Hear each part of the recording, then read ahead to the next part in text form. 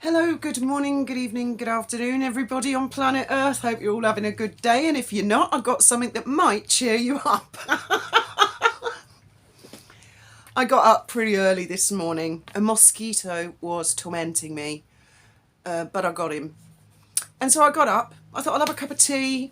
Let's have a look at the news, see what's going on. And I don't just go to any particular newspaper. I generally go to Google News and a subject I'm interested in, and then latest hour or last 24 hours. And I just happened to come in, and the news was not fresh, but relatively so, especially for us in Europe. Now, forgive me, I don't know anything about American politics. Meghan didn't make the grade for was it the Senate seat? The Dianne Feinstein, who sadly passed away recently. But there'd been PR. Oh, there's been PR and suggestions and hints. Yet another fishing line cast out there, see if something sticks. She was beaten to the post by a lady. I can't remember her name now because I really don't know anything about American politics. But this lady apparently, I think, was an advisor to Kamala Harris.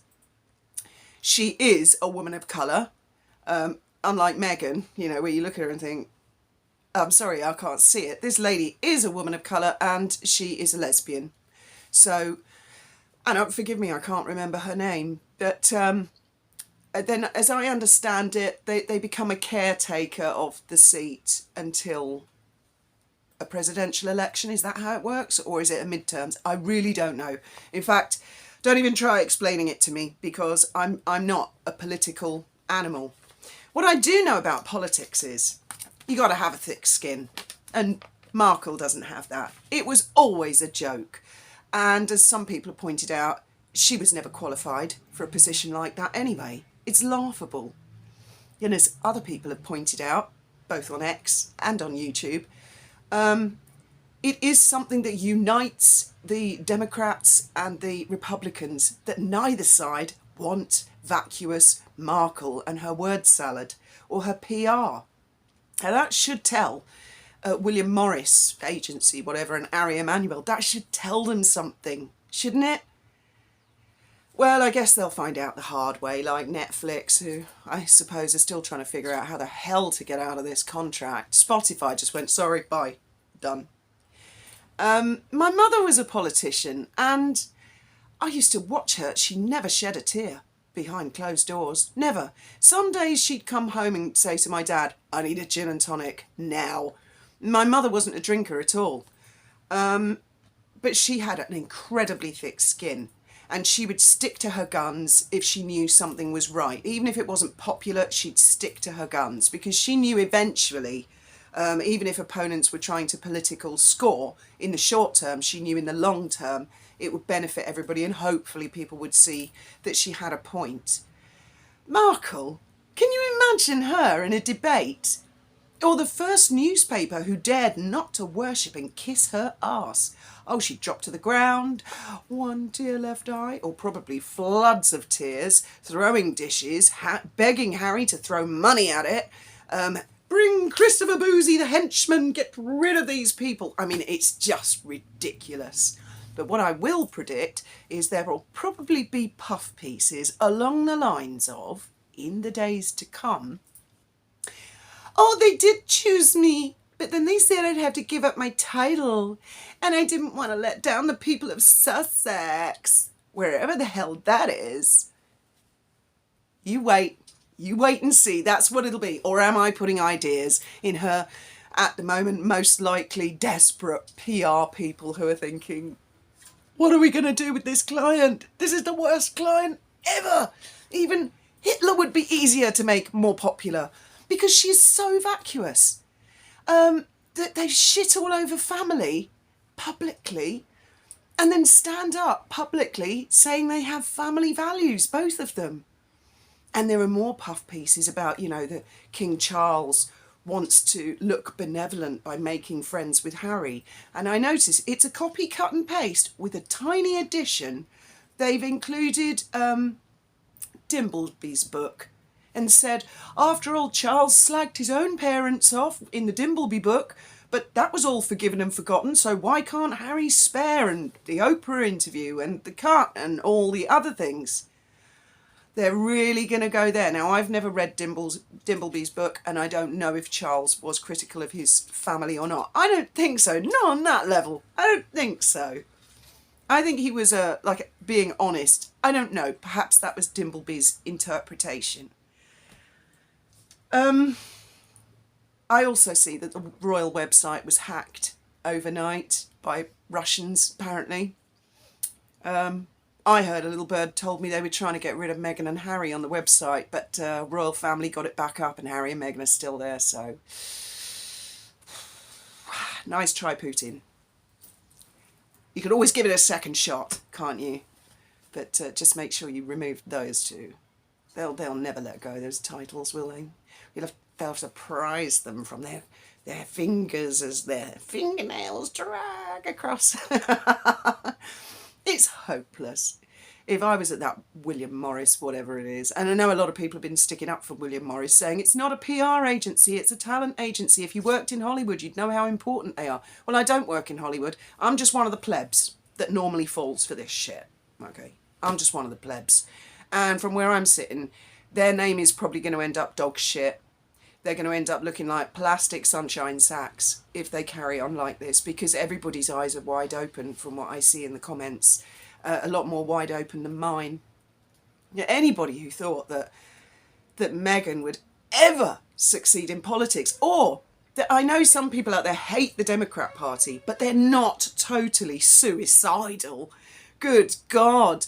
A lot of people, I'm sure, in the Democrats have worked hard in a very tough environment and industry. You think they're just going to flush all that down the loo because some bimbo comes along with a load of word salad? Not a chance. Not a chance. Not on any side of the political spectrum. The Daily Mail comments video I'm going to do. I am going to do that.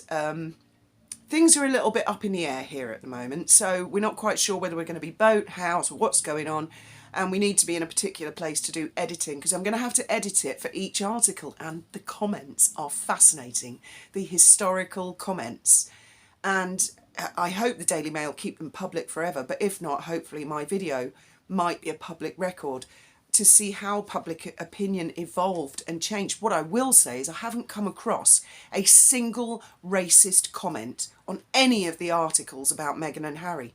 Not a single one. What else was there? Oh yes, shout outs.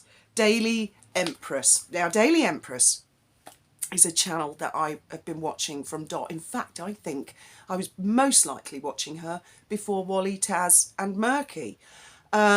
She's a tarot card reader, but she's a little bit more than that. She's an American lady.